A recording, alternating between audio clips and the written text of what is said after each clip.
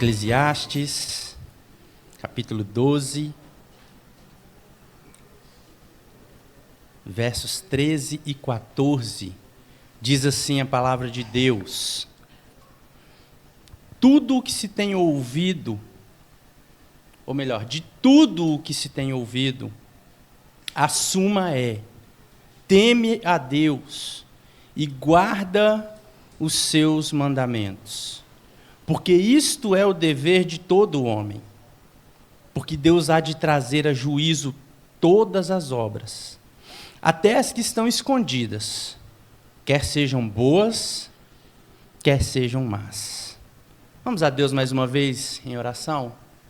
Senhor, agradecidos pela Tua palavra e mais ainda pela Tua presença no meio de nós, clamamos ao Senhor para que venha falar conosco nessa noite.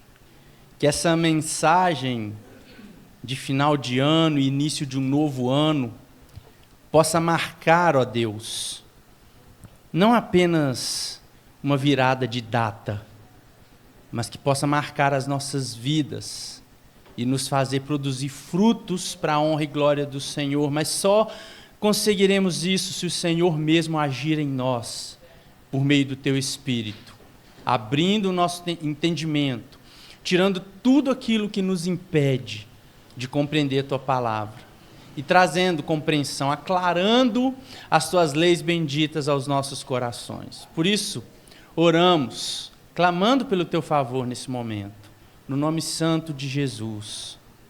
Amém.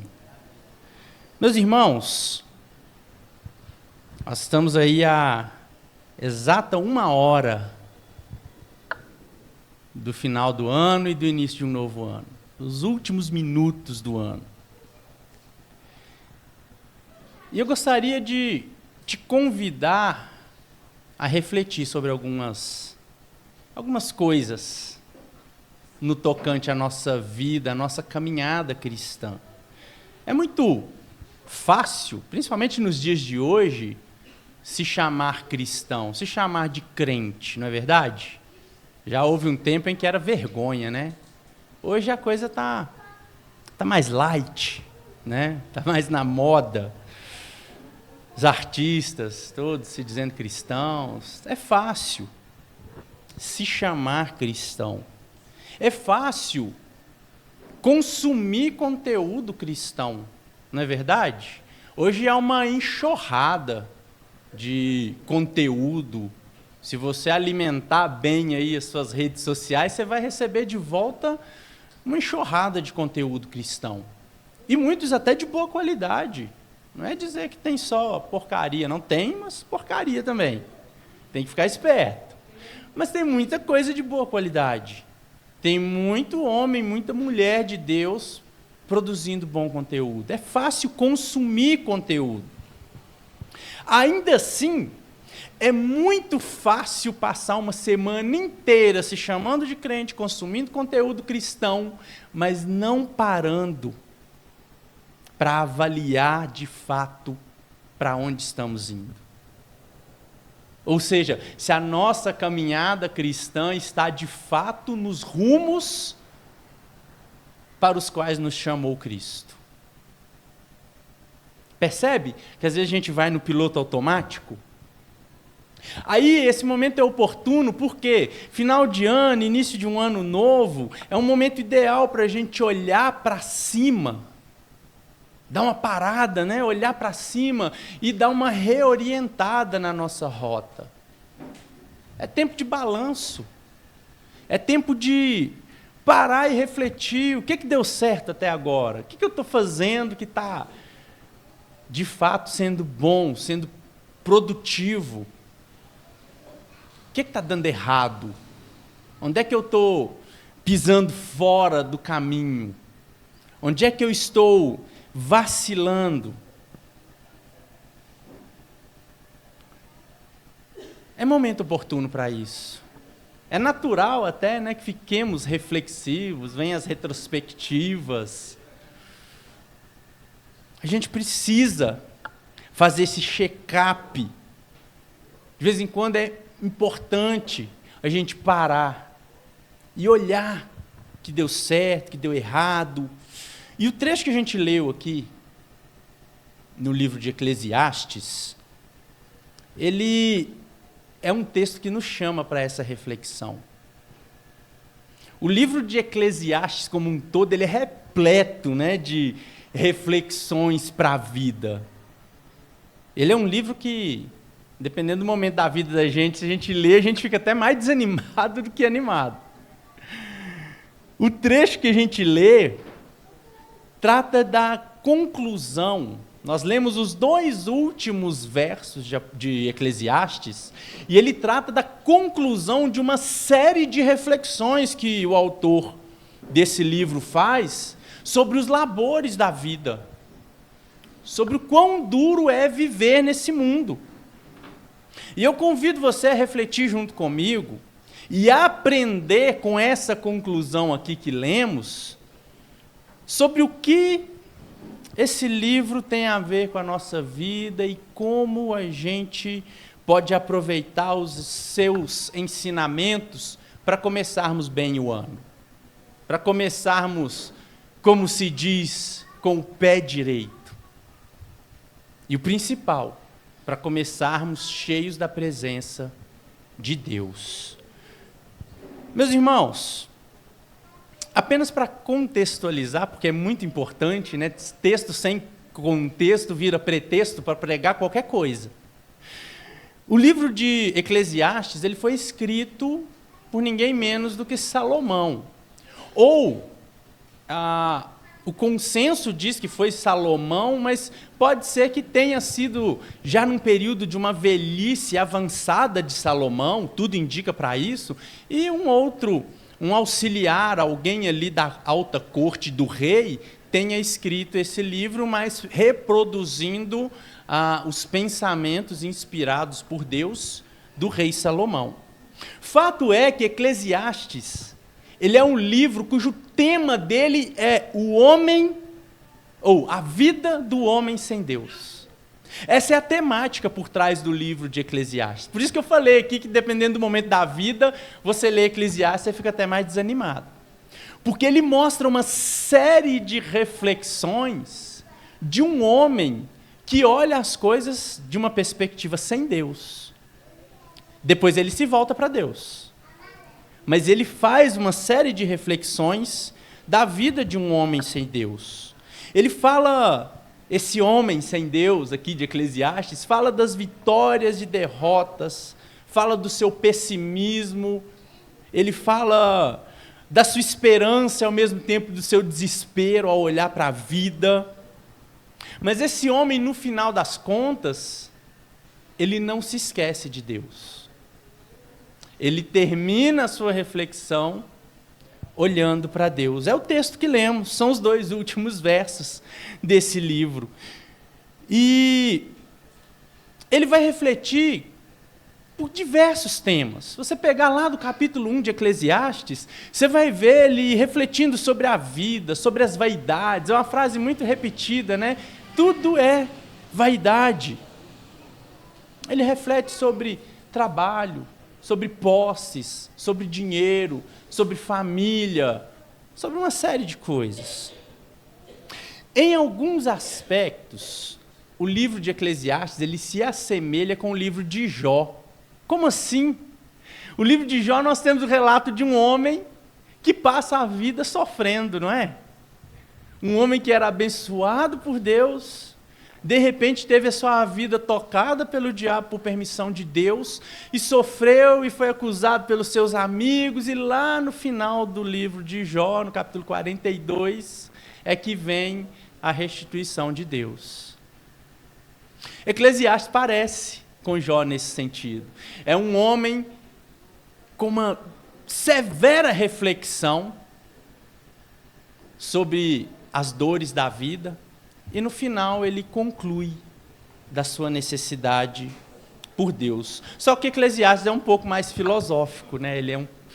A gente nota que ele é um livro que tem uma pegada um pouco mais filosófica. Mas, deixando a filosofia de lado, eu gostaria que nós olhássemos nessa noite para 3 questões principais que tocam a nossa vida com relação a esse texto. Primeira delas, a vida sem Deus não se sustenta. Essa é a primeira conclusão que o autor de Eclesiastes chega. A vida sem Deus, ela não se sustenta.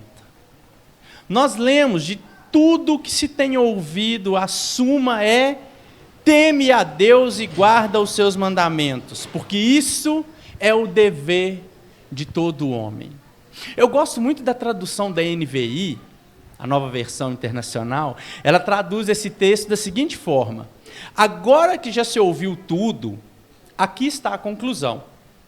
Tema a Deus e obedeça aos seus mandamentos, porque isso é o essencial para o homem. Tema a Deus e obedeça aos seus mandamentos, porque isso é o essencial para o homem. A vida, meus irmãos, vista unicamente a partir de uma perspectiva humana da realidade, o que os estudiosos chamam, de uma visão realista do mundo, ela resulta em pessimismo. Se eu olhar só para a realidade e concentrar-me nela, eu vou ser um pessimista. Sabe quem fez isso? Lá no século XIX, um homem chamado Nietzsche. Ele criou uma linha de pensamento que ficou conhecida como niilismo. Não sei se algum dos irmãos já ouviu falar. O niilismo é uma forma de encarar o mundo totalmente materialista, onde Nietzsche, por exemplo, ele acreditava que não há Deus e não há nada além dessa vida, e o homem então está destinado a viver e morrer e acabou. Portanto, viva o dia de hoje como se não houvesse amanhã. Nietzsche era fatalista nesse sentido. E isso gera, qualquer pessoa que caminhe para essa linha de pensamento, ela vai viver uma vida desesperada. Por quê? Porque a realidade é dura, não é, irmãos? A realidade é muito cruel. Se a gente só voltar os olhos para a realidade e não tiver nenhuma esperança além da realidade, a nossa vida fica marcada por desespero, por desesperança. Eclesiastes mostra que sem Deus o homem corre em vão. Mostra que sem Deus nós corremos atrás de muitas coisas nessa vida, mas que tudo é inútil, é como correr atrás do vento. Olha comigo, volta aí, capítulo 1 de Eclesiastes, o versículo 14, ele diz assim: atentei para todas as obras que se fazem debaixo do sol, e eis que tudo era vaidade, é correr atrás do vento. Tudo é vaidade, correr atrás do vento. Imagina, você correr atrás de uma coisa que você não consegue nem enxergar. Ele diz, lá no capítulo 2, versículo 11, considerei todas as obras que fizeram as minhas mãos, como também o trabalho que eu, com fadigas, havia feito. E eis que tudo era vaidade, correr atrás do vento, e nenhum proveito havia debaixo do sol. E ele vai seguir diversos outros momentos aqui desse livro, ele vai fazer uma reflexão sobre a vida e vai concluir isso. Que no fim das contas, tudo que ele fez, por melhor que fosse, por mais belo que fosse, resultou em cansaço. É vaidade, é correr atrás do vento. Por isso, meus irmãos, a gente precisa ter em mente que a vida sem Deus não se sustenta. A nossa condição diante de Deus, meus irmãos, é de extrema necessidade. extrema necessidade. Nós precisamos de Deus. Nós carecemos de Deus para tudo, o tempo todo. Sem Deus nós não somos nada. Tiago capítulo 4, versículo 4. O que diz lá? Vós não sabeis o que sucederá amanhã. Que é a vossa vida? Sois apenas como neblina que aparece por um instante e logo se dissipa. Nossa vida, e o autor Eclesiastes, ele reflete muito sobre isso. O que é o homem? O homem, ele vem, ele faz, ele executa, ele deixa um monte de coisas e morre. E aquelas coisas que ele fez, ficam ali. E daí há 2, 3, 4 gerações, ninguém mais se lembra dele. E as coisas que ele fez, ficaram ali. Ele reflete sobre isso. O que somos nós? Sem Deus nós não somos nada. É como uma antiga canção, e eu sou careca, então não dá nem para esconder que eu já estou velho, né? Uma antiga canção do Jair Pires, que ele dizia assim: eu comparo a vida do homem sem Deus com uma folha seca caída no chão, que vai para onde o vento levar. Tudo é tristeza, tudo é solidão. Quem que é velho igual eu já ouviu essa música? Ah, pelo menos alguém, tá vendo? A vida do homem sem Deus é como uma folha seca, ela vai para onde o vento leva. Mas há uma segunda conclusão aqui que ele chega. Se a vida sem Deus não tem sentido, não se sustenta, a vida com Deus tem sentido, mesmo que não entendamos todas as coisas. A vida com Deus tem sentido, mesmo quando não entendemos todas as coisas. Uma releitura desse verso, dessa perspectiva, nos mostra isso. Agora que já se ouviu tudo, aqui está a conclusão. Teme a Deus e obedeça aos seus mandamentos, porque isso é o essencial para o homem. De tudo que foi dito, ele escreveu o livro inteiro, falando sobre esse monte de coisas. Ele conclui, de tudo que eu disse, o que importa para o homem? Tema a Deus e obedeça aos seus mandamentos, porque é isso que importa. Ou seja, viver com Deus dá sentido à vida, meus irmãos. Ao longo do livro, ele vai, apesar do seu desespero, tendo essas pequenas pinceladas de esperança. Olha comigo o capítulo 3, Eclesiastes capítulo 3, versículo 11. Ele diz o seguinte: tudo fez Deus formoso no seu devido tempo. Também pôs a eternidade no coração do homem, sem que este possa descobrir as obras que Deus fez desde o princípio até o fim. Olha só que Deus misterioso. Ele é o bom Criador. Ele fez o homem, ele fez todas as coisas, e sem que o homem tenha discernimento sobre isso, Deus colocou a eternidade no coração do homem. Por isso que o ser humano tem esse anseio pela vida. Foi o próprio Deus que nos deu isso, que nos deu esse anseio, que nos deu esse desejo. A vida e tudo o que dela podemos gozar é um dom de Deus. Ele também nos apresenta essa verdade. No versículo 16 do capítulo 3, ele diz assim: vi ainda debaixo do sol, que no lugar do juízo reinava a maldade, e no lugar da justiça, maldade ainda. Então diz comigo: Deus julgará o justo e o perverso, pois há tempo para todo propósito e para toda boa obra. Ou seja, Deus é bom, mas Ele também é juiz, Ele é justo. Há maldade nesse mundo, mas há tempo para tudo.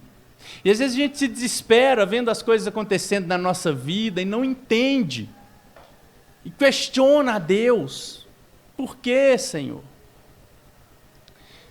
E o autor de Eclesiastes, ele também teve essas dificuldades. Mas ele, ao mesmo tempo, teve esses relances de sabedoria, ao perceber que, peraí, mas Deus está no controle. Eu vi o mal, eu vi a injustiça, mas eu sei que tudo no tempo de Deus vai ser justificado. Ele chega a concluir que é Deus que determina coisas boas e ruins, tanto para os justos quanto para os ímpios. Olha comigo o capítulo 7, versículo 13. Eclesiastes 7, 13. Ele diz assim: atenta para as obras de Deus, pois quem poderá endireitar o que ele torceu?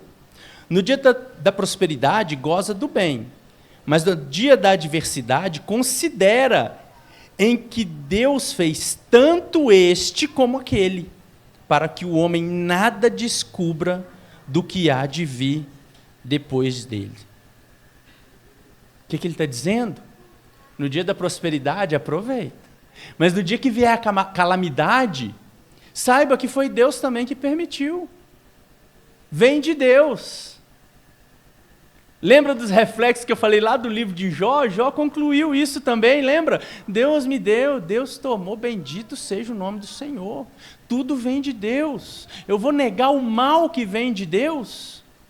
Eu vou rejeitar aquilo que, como Tiago diz lá no Novo Testamento, as lutas, as tribulações, as provações, Deus manda para que produza em mim um caráter forte? Por isso a gente precisa ter sabedoria. A gente deve viver em fidelidade a Deus. É o que ele diz lá no capítulo 9, verso 8. Confere aí comigo. Eclesiastes 9, versículo 8. Em todo o tempo sejam alvas as tuas vestes, e jamais falte o óleo sobre a tua cabeça. Goza a vida com a mulher que amas todos os dias da sua vida fugaz, os quais Deus te deu debaixo do sol, porque essa é a sua porção nessa vida, pelo trabalho com que te afatigaste debaixo do sol. Tudo quanto te vier à mão, faze-o conforme as suas forças, porque no além para onde vais, não há obra, nem projeto, nem conhecimento, nem sabedoria alguma. Ou seja, a realidade que nos cerca é inegável. Resta a nós suportá-la diante de Deus. A realidade é inegável, meus irmãos. Nós nascemos, vamos envelhecer e morrer um dia. Se nada acontecer no meio do caminho para a gente morrer antes de envelhecer. Então, cabe a nós vivermos cada dia com a consciência de que há um Deus cuidando das nossas vidas, de que há um Deus por trás de tudo. De outra forma, meus irmãos, que proveito tem a nossa vida nessa terra? Já parou para pensar? Para que nós estamos aqui? Para que a gente chega no final do ano refletindo o que deu certo, o que deu errado, faz planos para um novo ano? Para quê? Que proveito tem nossa vida nessa terra, meus irmãos? O homem, como nós já vimos no primeiro tópico, não tem qualquer proveito, não serve para nada sem Deus. E Paulo nos mostra isso. Ele nos diz que Cristo é a razão de nós existirmos. Nossa vida só tem proveito com Cristo. Paulo diz lá em Romanos 11, versículo 36, porque dele, por meio dele e para ele, são todas as coisas, a ele, pois, a glória eternamente. Amém. É para ele que nós existimos. para que proveita a nossa vida? A resposta clara da Bíblia é para a glória de Deus. Nós vivemos para a glória de Deus. Para que serve o nosso trabalho nessa vida? Para que você levanta segunda-feira, 4 horas da manhã, 5 horas da manhã, alguns talvez até mais cedo, suporta lá aquele dia de trabalho cansativo? Qual o propósito do que você produz com as suas mãos? Eu digo a você que a resposta não muda. Paulo diz, lá em 1 Coríntios, capítulo 10, versículo 31, quer comais, quer bebais, ou quer façais, o quê? Qualquer outra coisa. Façam para quê? Para a glória de Deus. A gente vive então para a glória de Deus. A gente trabalha então para a glória de Deus. A parte de Deus, a gente não serve para nada. Mas em Deus, nós temos uma utilidade: glorificar o nome dEle. E como é que a gente glorifica o nome de Deus, meus irmãos? Jesus nos ensinou a fazer uma coisinha muito simples, ou melhor, não é tão simples assim, né? Quando ele falava lá no Sermão do Monte, no capítulo 6 de Mateus, quando ele falava sobre as preocupações da vida, com o que eu vou me vestir, o que eu vou comer, e ele falou assim, não se preocupe com o dia de amanhã. E aí lá em Mateus 6,33, o que ele falou? Busquem primeiro o reino de Deus e a sua justiça, e as outras coisas vão ser acrescentadas. Como é que eu glorifico a Deus, meus irmãos? Com a minha vida, com o meu trabalho, buscando o reino de Deus. Nós tivemos uma lição aqui na escola bíblica da semana passada, ou melhor, dessa semana, né? Foi domingo, primeiro dia dessa semana, onde nós falamos sobre reino de Deus. E uma das conclusões que nós chegamos é que tudo que nós fazemos sem pensar no reino de Deus, nós estamos fazendo errado. Por quê? Porque somos cidadãos do reino. Nossa pátria não é nesse mundo. E que vantagem tem então, meus irmãos? Que vantagem nós obtemos ao alcançar a sabedoria dessas coisas, para viver essa vida para a glória de Deus? Parece meio óbvio, né? Mas temer a Deus e guardar os seus mandamentos é a suma, é o resumo de tudo que foi dito pelo autor de Eclesiastes, por Salomão. E a gente deve aprender com isso, irmãos, uma coisa que às vezes a gente se esquece, que é desfrutar da vida e do trabalho que Deus nos deu. Se a nossa vida é para a glória de Deus, se o nosso trabalho é para a glória de Deus, a gente não deve viver murmurando, a gente não deve trabalhar murmurando, a gente não deve seguir a nossa jornada nessa terra com o coração ingrato, reclamando, sempre querendo outras coisas, sempre querendo algo diferente, nunca satisfeitos com o que Deus nos tem dado. Não! Isso não glorifica a Deus. Sabe o que é sábio? Sabe qual que é a sabedoria que o autor de Eclesiastes chega, que Salomão chega ao final da sua vida, na sua velhice? É justamente entender isso, que temer a Deus e guardar os seus mandamentos implica em se alegrar em Deus, implica em desfrutar daquilo que Deus tem nos dado. Ainda que os nossos esforços pareçam, sabe, só trazer prejuízo. Já viu aquela história assim, só quem faz tudo certo é que no fim acaba, com perdão da expressão, né, se dando mal? Não temos essa sensação, às vezes, na sociedade? O cara que faz tudo errado, que sonega imposto, que avança o semáforo, que faz tudo errado, ele sempre se dá bem. Ganha mais dinheiro, parece que vive mais despreocupado. E o justo, aquele que quer viver a vida, caminhando certinho, honrando a sociedade, honrando a lei, honrando os impostos, parece, não, mas sempre dá errado, não é possível. Meus irmãos, apesar disso, precisamos viver em integridade com Deus. Precisamos desfrutar daquilo que Deus tem dado para nós, sabendo que a nossa recompensa não é necessariamente para agora. E isso pode soar estranho, né? Para o mundo é estranho. Como assim? Como assim você vai viver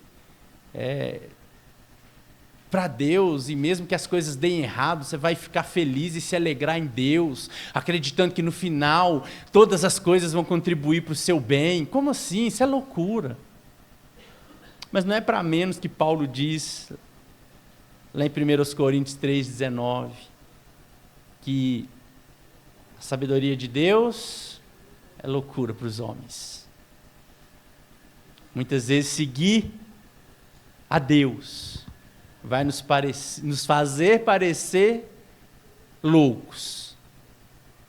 Mas é essa loucura mesmo que Deus espera de nós. Paulo diz que ele apanha os sábios na sua astúcia. Ele está mais interessado naqueles que se veem como peregrinos nessa terra. Como diz o autor aos Hebreus, lá no capítulo 11, quando fala dos heróis da fé. E ele conclui dizendo que aqueles homens foram homens dos quais o mundo não era digno. E ele diz que eles eram peregrinos que andavam nessa terra, mas ansiavam uma pátria maior. Por isso eles não se abatiam. Por isso eles viveram crendo numa promessa, muitos deles que nem receberam, como foi o caso de Abraão, como foi o caso da maioria dos profetas, à exceção de João Batista, que profetizou Cristo, mas não viram o Cristo, não viram a promessa. Nós somos peregrinos. Não é à toa que John Bunyan escreveu aquele livro, né? O Peregrino. Conta a história de um homem e a sua jornada, a sua saga, rumo à cidade santa, fugindo da cidade da perdição. E ele levava um pesado fardo às costas, até que quando ele se encontra com a cruz, aquele fardo cai das suas costas. Meus irmãos, há ainda uma terceira conclusão, um terceiro aprendizado que nós podemos tirar desse texto. O juízo final dá peso eterno às nossas escolhas. Olha comigo o verso 14. Ele conclui: porque Deus há de trazer a juízo todas as obras, até as que estão escondidas, quer sejam boas, quer sejam más. Deus há de trazer a juízo. O verso 14 coloca um peso escatológico, uma gravidade nessa conclusão, que aponta para a vida eterna. A gente acha que temer a Deus vale só para essa vida. E o autor de Eclesiastes, ele reflete sobre a vida o tempo inteiro nesse livro, mas a conclusão dele aponta para o juízo de Deus, ou seja, aponta para a eternidade. Se tudo é vaidade, se nada faz sentido nessa vida sem Deus, o que importa é temer a Deus e seguir os seus mandamentos. Porque no final das contas, Deus vai tornar patentes, Deus vai trazer à tona a verdade. Tudo vai estar revelado. As intenções dos nossos corações não vão ficar ocultas. As obras, quer sejam boas, quer sejam más, no dia do juízo, vão estar expostas por Deus. Assim a gente aprende, meus irmãos, que no final Deus vai fazer, ou Deus vai trazer esse juízo para todas as coisas. Como diz o autor aos Hebreus, lá na carta aos Hebreus, capítulo 4, verso 13, não há criatura que não seja manifesta na sua presença. Pelo contrário, todas as coisas estão descobertas e patentes aos olhos daquele a quem temos de prestar contas. Nada fica oculto diante de Deus. Por mais que às vezes a gente se sinta desanimado nessa vida, por mais que a gente não entenda as injustiças dessa vida, a Bíblia está nos dizendo, Deus vai trazer tudo à tona. As obras más vão receber o seu devido pagamento.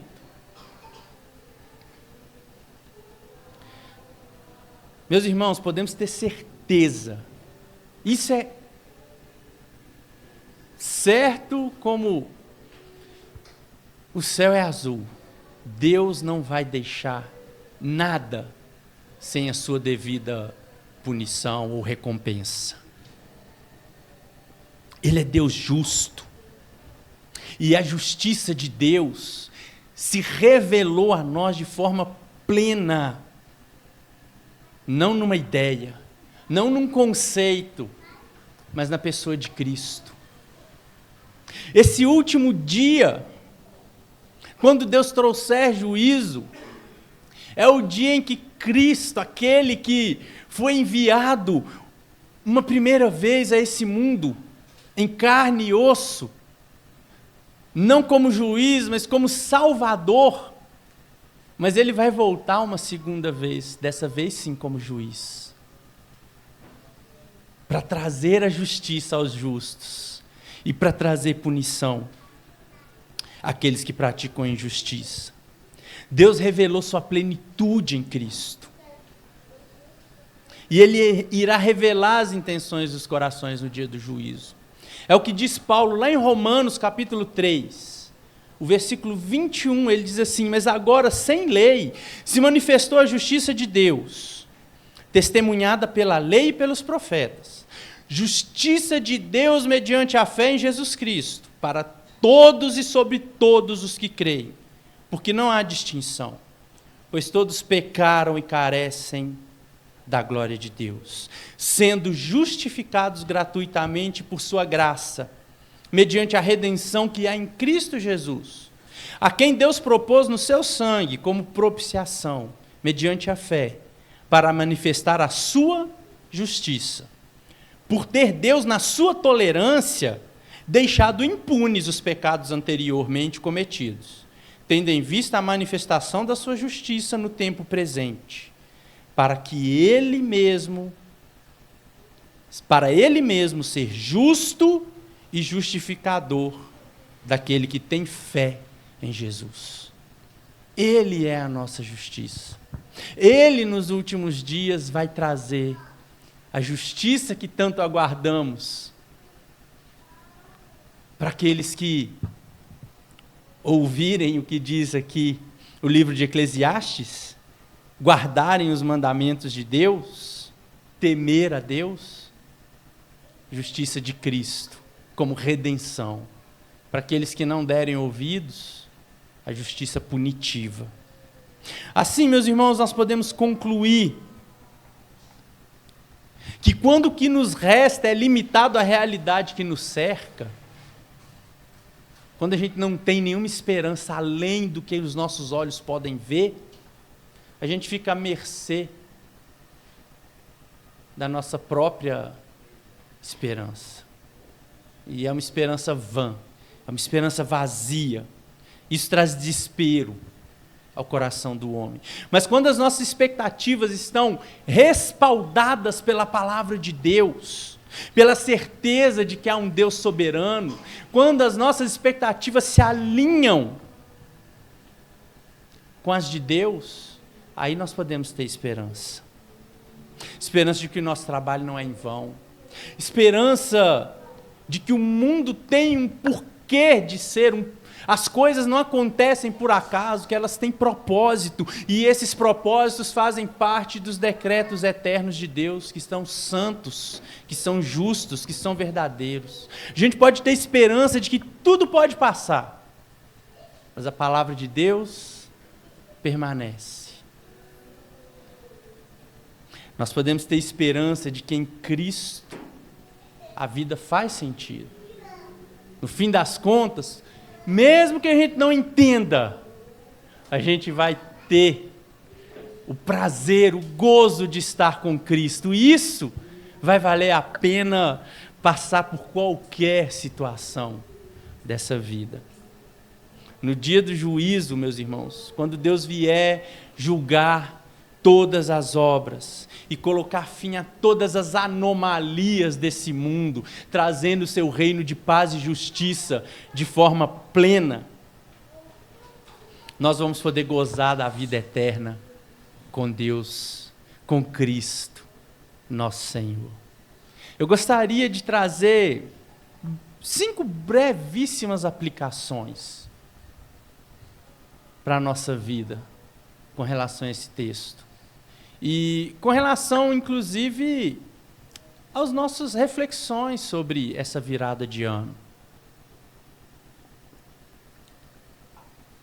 Diante de tudo isso que a gente ouviu, à luz desse chamado do livro de Eclesiastes, para temermos a Deus, guardarmos os seus mandamentos e vivermos essa consciência de que Ele vai trazer a sua justiça no dia do juízo, a gente precisa começar esse ano, meus irmãos, tomando algumas decisões, considerando, como diz o título dessa mensagem, o que realmente importa. O que realmente importa para a nossa vida com Deus? Para a nossa vida fazer sentido. E eu já digo vida com Deus porque eu creio que ninguém aqui vai discordar de mim, que a parte de Deus não tem sentido viver. Então o que a gente precisa? Primeiro, a gente precisa, como dissemos, ter alegria em Deus. Alegria.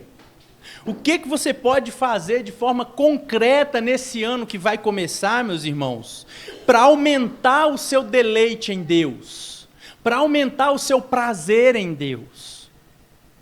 Pense nisso. De forma prática, o que você pode fazer? Eu trouxe uma dica anotada aqui. Talvez ler a Bíblia sem correria, sem pressa. Talvez ler a Bíblia desfrutando do texto bíblico, como se fosse uma conversa de fato com o Pai, Deus falando com você. Talvez seja uma boa forma de desfrutar aquilo que Deus tem para nós. Uma segunda observação.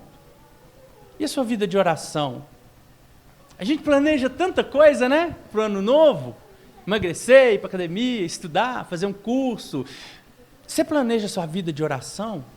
Em 2026 eu vou orar mais. Mas tem que ser prático, não é assim, eu vou orar mais e pronto. Separa tempo para Deus, coloque vida, coloque conversa com Deus na sua agenda. Eu vou conversar com Deus tal dia, tal hora, tantas vezes por semana, tantos minutos, tantas horas. A gente precisa fazer isso. Prepare-se para passar mais tempo com Deus em oração.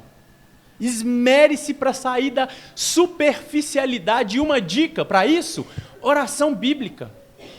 Ore lendo a Bíblia. Salmos são muito bons para isso. Tem salmos que são orações.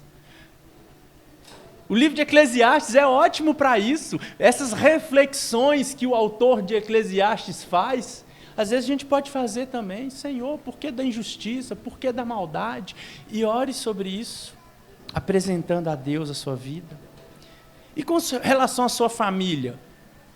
Você pensa, faz planos para a sua família em 2026? Pense em passos simples que você pode dar, meu irmão, para que você possa fortalecer as suas relações, os seus laços familiares. Uma dica prática: estabeleça um culto doméstico. 5 minutinhos após as refeições ou antes, 10 minutinhos. Não precisa ser coisa complicada. Leia a Bíblia juntos, conversem sobre aquilo juntos, orem juntos, cantem um hino juntos. Coisas práticas, coisas simples. A gente precisa pensar nisso, meus irmãos. Organização do tempo. Qual tem sido a sua maior perda de tempo? Celular, redes sociais, televisão, conversas com amigos, não importa. Dedique mais tempo a Deus, priorize as coisas de Deus. E por último, a gente precisa pensar mais na eternidade. A gente precisa planejar o 2026 sabendo que ele pode não chegar ao fim. E a nossa expectativa maior é essa, não é? Vem, Jesus, acaba com isso logo. Essa é a nossa expectativa. Todo crente vive ansiando a volta de Cristo. Então, a gente precisa pensar, o que eu estou fazendo está contribuindo, está somando para a eternidade? Eu estou juntando tesouro no céu? Ou estou só juntando aqui na terra? Ou é só para o aqui, ou é só para o agora? Eu estou preocupado em deixar herança para os meus filhos. Talvez eles não vão nem precisar disso. Então, que a gente possa refletir nessas pequenas coisas. Que elas possam fazer diferença na nossa vida. No nome de Jesus. Amém? Vamos orar? Senhor Deus, obrigado pela Tua palavra. Que ela venha criar raiz no nosso coração e que nós possamos, Senhor, desfrutar das bênçãos do Senhor sobre a nossa vida. Que o Senhor venha a nos dar um ano cheio da Tua presença. Que as lutas dessa vida, as tristezas, as reflexões que fazemos, não nos afastem de Ti, não nos façam olhar para a realidade nua e crua, mas nos façam olhar para Cristo, nos façam olhar para a cruz vazia daquele que ressuscitou e que venceu por nós, e que nós possamos nos alegrar e desfrutar da doce presença do Senhor todos os dias, nos próximos 365 dias desse ano que vai começar. E de todos os próximos dias que vierem pela nossa frente, que possamos desfrutar da presença do Senhor. É o que te pedimos, Pai, no nome santo de Jesus. Amém e amém. Senhor, nós louvamos a Ti por mais esse ano que inicia, Pai. E queremos entregá-lo, cada minuto, cada segundo na Tua presença, declarando que a honra, a glória, o poder, a majestade, tudo pertence a Ti, Senhor. Que o Senhor possa reinar sobre as nossas vidas nesse ano de 2026.